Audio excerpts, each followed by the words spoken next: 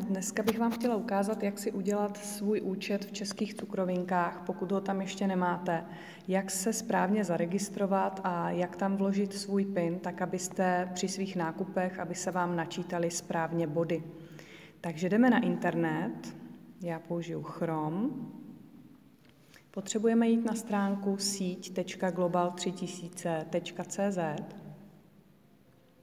Tady nahoře se přihlašovat nemusíme, to bychom potřebovali jenom, kdybychom šli do virtuální kanceláře. Sjedeme trochu níž a klikneme tady na ten první obrázek vlevo českécukrovinky.cz. A už jsme na cukrovinkách přes Global a potřebujeme si zde tedy vytvořit svůj vlastní nový účet. Některým z vás ho možná vytvořil váš lídr, váš nadsponzor, který vás přivedl k firmě, který vám vlastně předal informace. Takže pokud už jste zaregistrovaní, tak si ten účet znovu nedělejte.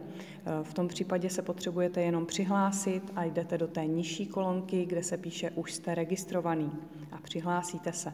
Ale ti, co nemají svůj účet vytvořený, tak si ho musí vytvořit. Takže vytvořte nový účet, zadejte e-mailovou adresu.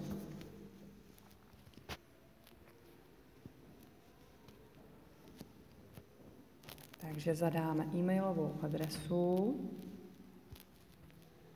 a kliknu na Vytvořte nový účet. Vyplním nějaká jména, vyplním jméno, příjmení, e-mail, ten už se tam propsal, stanovím nějaké heslo,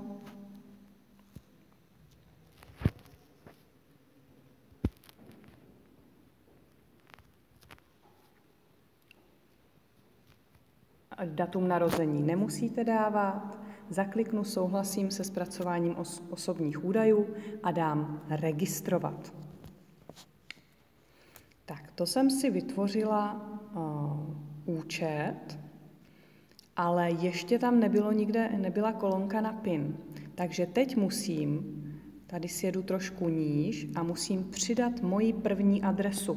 To je důležité. Tady vyplníme adresu, dáme adresu, poštovní směrovací číslo, město, telefonní číslo a velmi důležité identifikační číslo, to je váš PIN člena klubu Global. Takže vyplníte si svoje číslo, něco tady naťukám a dám uložit. Tak a vpravo nahoře už vidím, že Mazalová Jana je přihlášená. Už má zadanou, pokud bych ji vyplnila, tak má zadanou svou adresu a hlavně má zadaný svůj PIN a může jít objednávat. Ano, takže vyplňte si adresu a svůj PIN do kolonky identifikační číslo. Potom dejte uložit změny a je to hotovo, můžete nakupovat a už se nemusíte bát, že by se vám body nenačetly. Máte tam svůj PIN zadaný, je to všechno v pořádku. To je celé, mějte se hezky a kdyby něco, pište, volejte, můžeme to klidně spolu projít krok po kroku, tu registraci. Naschledanou.